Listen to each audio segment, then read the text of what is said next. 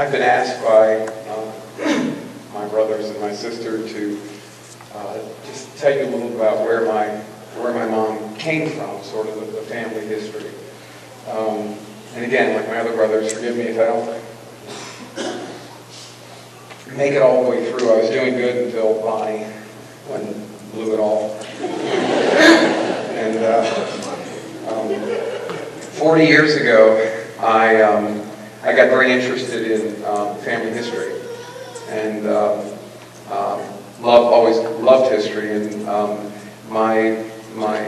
and particularly my uncle Estel on my dad's side had kept the Smith and the Marlowe genealogy. My grandmother, my dad's mother is a Marlowe, and their ancestry goes way back in England, and had preserved a great deal of family information about my father's family, very extensive, and he passed it all to me. He passed on the records to me because I was interested, and maybe I was at the time. So this was 40 years ago. I was only 19 or 20 years old,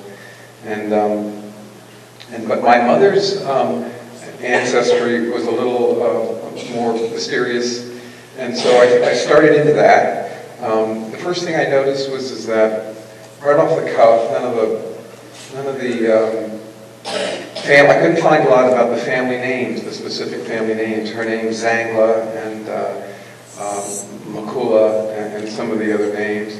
So the first thing I did is I went down to the National Archives, living near Washington at the time, and I did find my grandfather, so my mom's father, Giuseppe Zangla. I was able to find his the ship manifest of the boat that he came over on, and through Ellis Island, and it was a wealth of information. It was very curious. It was the ship he came over, how old he was, was he single or married, his health, his height, all this kind of information. It was on the Guillermo Pierce was the name of the ship. This was the captain's log, so I got a hold of the captain's log. I was able to find this thing. This is in 1921 that he came over. So after World War I, in between the wars. And I thought the strangest thing was there was a big deal about how much money you had.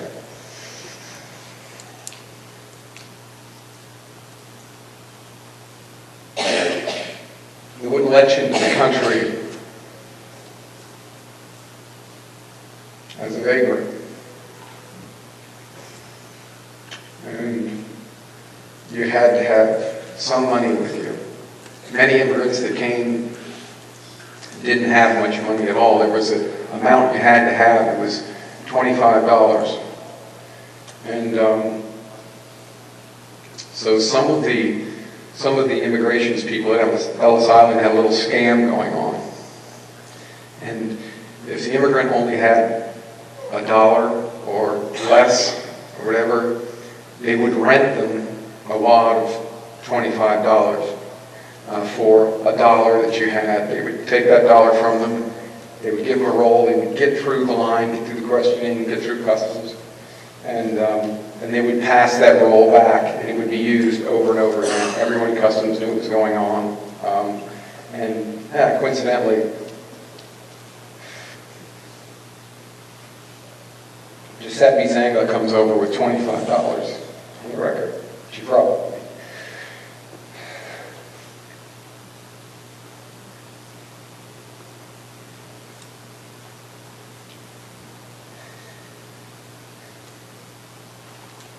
He probably rented that for $1 or so.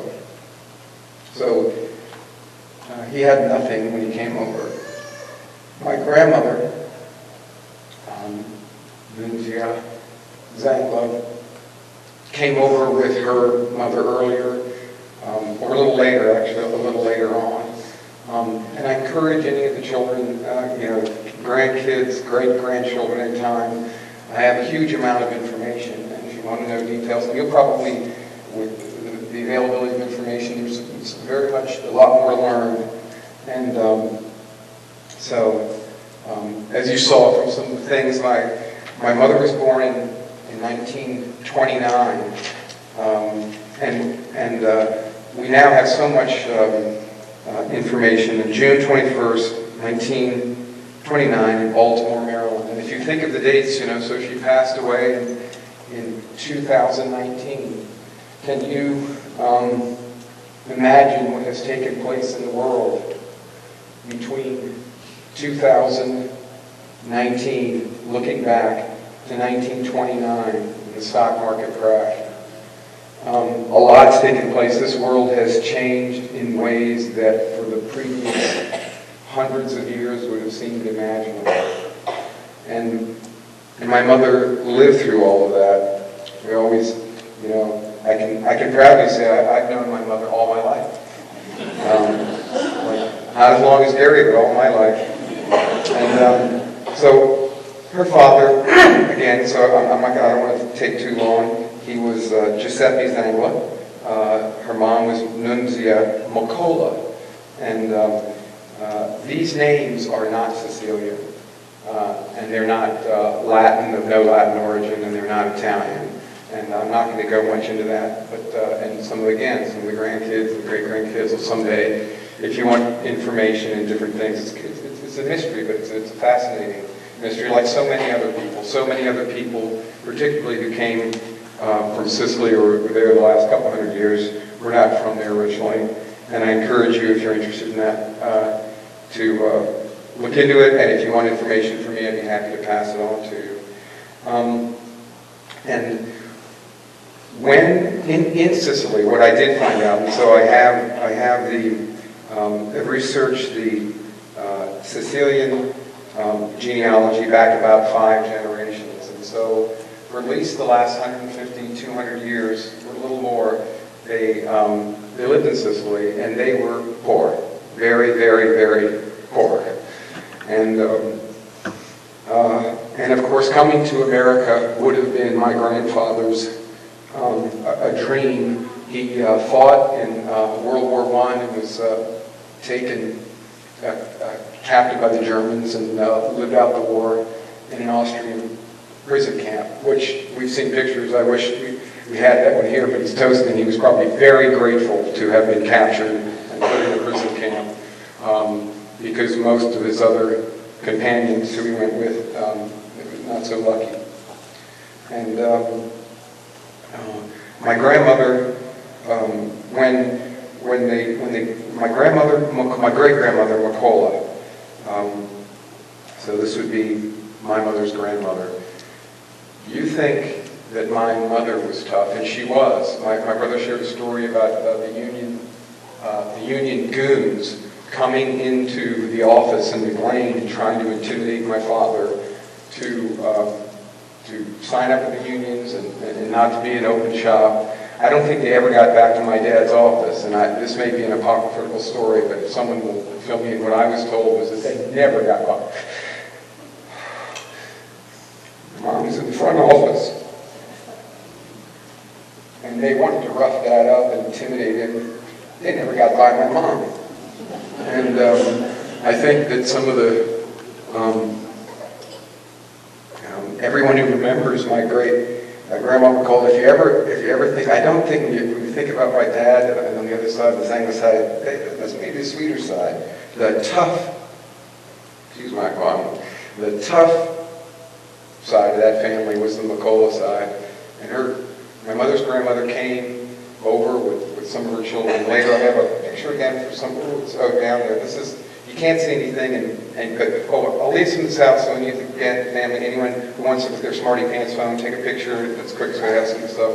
This is a reunion of my great-grandmother, my mom's grandmother, all her sisters. She was able to pay all her sisters. She did over, some had immigrated, but some had just come to visit. They were still living back in Sicily. It was in the Washington Post, I guess, or the Baltimore Sun.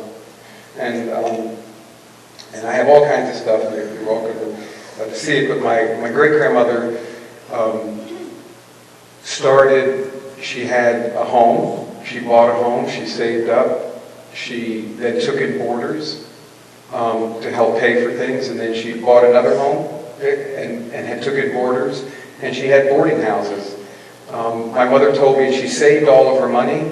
She became the family banker. I think when my mom and dad bought their first little lot, you borrowed money from Grandma Macola.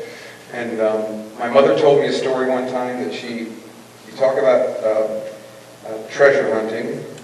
My mother in the basement of her grandmother's place once was sent down to look for some canned beans or canned tomatoes, tomato sauce or something. It was the basement, a lot of stuff put up in cans. She went to the wrong location and she pulled back a curtain over that was covering some shelves, and it was filled with mason jars, filled with pennies, nickels, dimes, quarters. And again, this is pre-64. So these were silver, so this is pre-1964, and those coins were coin silver, 90% silver. Anyway, and when at that time when you could go to the movies all day for 10 cents, plus popcorn, plus drinks, plus have money left over for 10 cents, seeing dozens and dozens and dozens of mason jars filled with saved, penny, dime pinched, nickel pinched, quarter pinched coins. They had nothing, and they knew that they could get out of having nothing and pass something down. And eventually to all of us, by working any way you could. There was never an excuse for not having a job or not working under any circumstances. If your best plans did not work out and you were striving for this, you can always dig ditches, cut lawns, anything. There's no excuse for not working, whatever your circumstances were, and they always did. And I think that's she came from very humble circumstances, it's a great blessing. You know, and it was for her. And my brother mentioned how hard they were building their own house. And I hope this is something that all of you, especially moms, children, of course, and the grandchildren, the great-grandchildren, always remember. And something she's passed to you is there's nothing that you can't do if you're willing to work hard, have dreams, and also to get yourself through the hard times, whatever it takes, even if it means like my grandfather, her father. Sometimes you got to do something bold. Sometimes you've got to leave, completely leave wherever you're from, and go to the promised land, which was America. And they always sort of metaphorically look at my grandfather as having laid himself down as a bridge over a troubled world for us to cross over from the old world. And my grandmother and my parents in the same way, having laid themselves down. I think one of my favorite verses of Scripture that touches my heart more than anything. When Jesus said, "No greater love hath man than this, that he shall lay down his life for his friends." My parents, my mother, laid down their lives for us. And of every good thing that we have and every good thing that we are is owed to my parents and my grandparents, my great-grandparents, all the way back through sort of the mist of time. Thank you all for coming and honoring my mother. We all appreciate it that you came to honor my mother.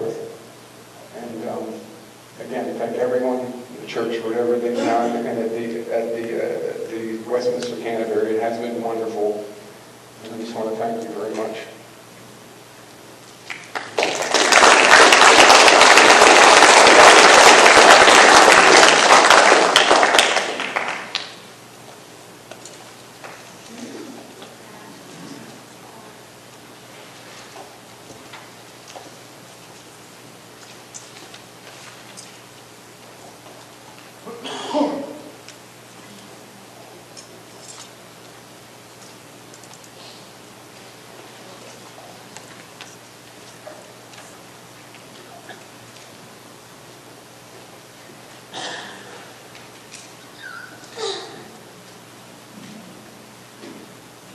My mother Rose could not be here, but she asked us to come down and share these memories with you. Maria, my aunt that lived next door, took care of Zena and I, and she became Pentecostal. Uncle Carmel, he was Catholic, and I remember we had a house at the beach. Then he bought a house down at the beach, and he used to come every weekend with Pop, and we would drive him down to Woodland Beach, and we both worked at gardens. And Zena, I remember the time I almost cut your nose off with pinking shears. Where was that? Zena. Where? At D Street, because they lived next door. Uh-huh. We just had a metal fence up. She had a big nose then. She was something. I remember the time you went to Aunt Betty's. You took all my clean clothes and you took off. So I was stuck home with all your dirty clothes and couldn't go to Aunt Betty's.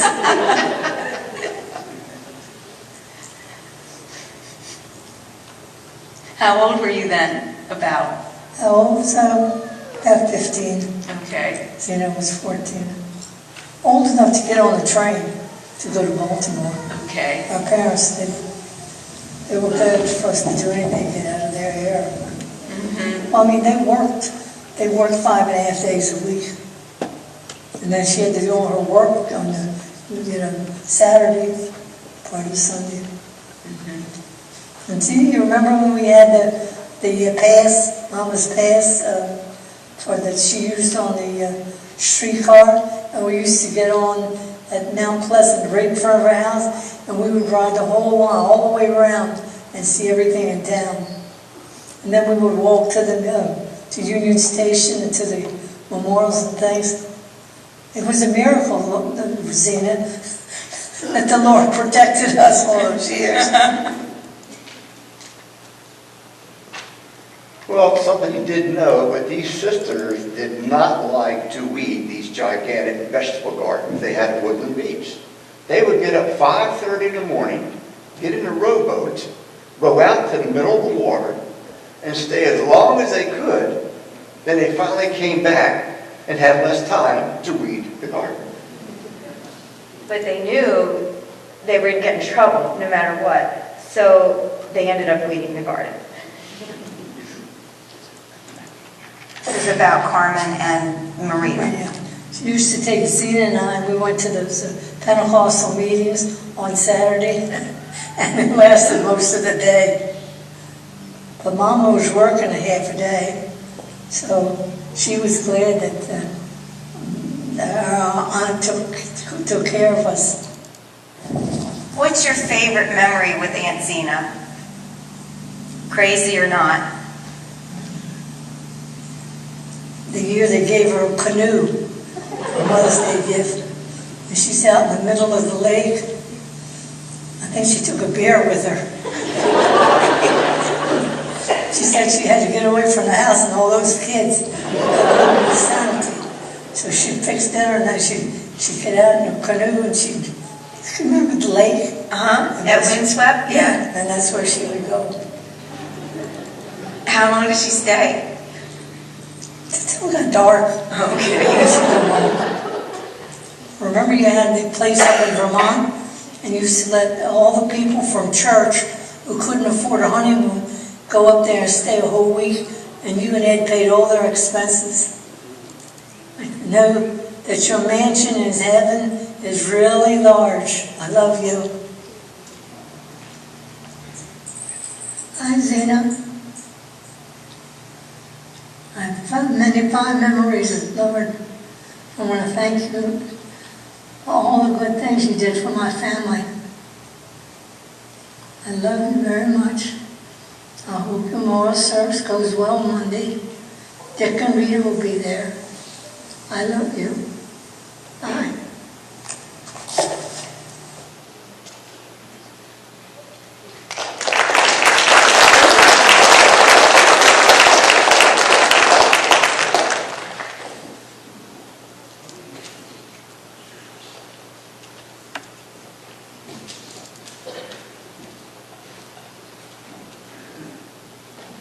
Hang in there. This is the challenge of being in a family with 7 kids, right? Just so you know, for those of you who want to be able to speak later, we have an open mic here at the reception after the ceremony. So we're going to go to internment. And the one thing my mother prescribed over everything is make sure you get the food from Willoughby. So we're going to have food, so just hang on. I've been doing a lot of running around, and they've heard the story of my siblings about the Mary and Martha, and I've been to Martha. But this is my Mary part that I have to do as a tribute to my mother. For those of you who don't know me, I am the baby of the family. In this particular case, is a great position to be in, because I get the final word amongst my siblings. My full name is Joseph Clarence Smith. Having gotten to a 6th son, my parents realized none had been named for their fathers. And wishing to honor them, I was given both names. I take great pride in the fact that my name bridges both the old colonial Virginia world of the Smith-Marlowe family and the modern first-generation immigration side through my Sicilian mother. And my siblings didn't mention this. My mother's name was not Zena. It was Vincenza. And she Americanized that name and had it changed on her birth certificate without her parents knowing. She ended up applying for a driver's license, and that name stuck. She went to have her Social Security card done, and that name stuck. Angie, I think, discovered that about a year ago for her granddaughter. We knew it could change, but not when in the story that. So the marriage of my parents is just a great example of how integration happens in this country, and truly, this is a Romeo and Juliet story without the tragedy. It's been shown that much of your quality of life is based on the circumstances of your birth. Being born in the Western world puts you way ahead. I got a quadruple dose of luck by being born in the good old USA, but also from two of the greatest parents in the world. More importantly, I was able to witness a spiritual transformation in their lives that had profound impact on my own and likely my eternal destiny. As you know, it's almost impossible to talk about my mom without talking about my dad. They've been an item since they were 14. Their lives are completely intertwined. Mom found a way to get her hands on Dad at an early age, and she was smart to never let go. She was the vice president at Eastern High in D.C., and he was a popular football and track and field jock. You can see much of their early romance from their cards and letters. I could tell even back then Dad would do anything for the Zena. You saw that in some of the pictures. I even heard he would serve on the dance committee at his high school. So, as you've heard, they've both come from great, good stock, strong values, and they were very strong disciplinary parents. These were two very humble and confident individuals that formed a very strong marriage. This should be a lesson for my nephews and nieces. If you haven't found a spouse or picking a spouse, first, be a great person, and then marry a great person. That's what my parents were. Mom was a modern career woman, in a sense. I ended up taking my Proverbs reading this morning and jumping to Proverbs 31, and that was my mom. Read Proverbs 31. Speech over, done. Okay. She was very active in the family business, and she and Dad complemented each other's skills. As Rose told us, 2 weeks after every birth, she was back in the office. But on weekends, she would lavish her attention on us with these gourmet meals and monster breakfasts. As a businesswoman, she knew how to hire good help. So even during the week, we had great family meals and lots of family time. She maintained our Sicilian heritage, but even from my grandma Hallie, would take on some English Midwestern cooking recipes from my dad. As my older siblings moved out, the dinners got better. Because Mom started doing the bulk of the cooking. Her big break came on Christmas vacations to JP, Vermont. It was her vacation as much as Dad and ours, and she didn't have to cook. And better yet, she would have Dad play her Italian opera 8 tracks during the entire 12-hour trip to Vermont and back. During these elaborate meals of windswept, I learned to play my mother a bit and get an edge on my siblings for larger helpings of sausage and eggs. She seemed to fall for it, as I would put on my pity me performance, always being served last, and I think I was always served last. But she's got me twice. Okay, I'm going to tell you a story. She played me, but she also played me with her obituary. As I told you, she changed her name, but she also wouldn't put my grandfather's proper Giuseppe name in that obituary, and that was my mom. She approved that. I couldn't change that, so she got me there. But Bobby and I had been caught for something very naughty. And I'm not going to describe, since my siblings would think I was anything but an angel. Mom didn't know which of the two of us was guilty, but she assumed that one of us was responsible.